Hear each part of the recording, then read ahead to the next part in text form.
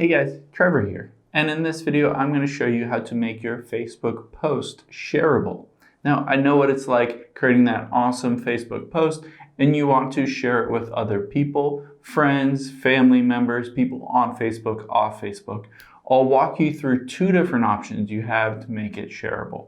So let's open up Facebook here, and I'm just going to tap on at the top where it says what's on your mind.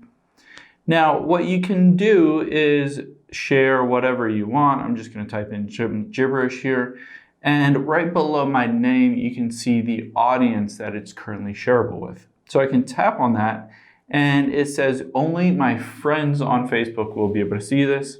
Now, what I can do is I can change this to public, which means anyone with a link to this or anyone who goes to my profile would be able to see this post. It would be shareable with anyone.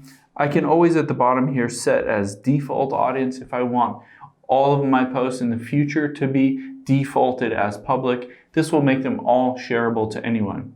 Now, this is for a brand new post, but say this might happen for a post that you've already posted and you want to make it shareable.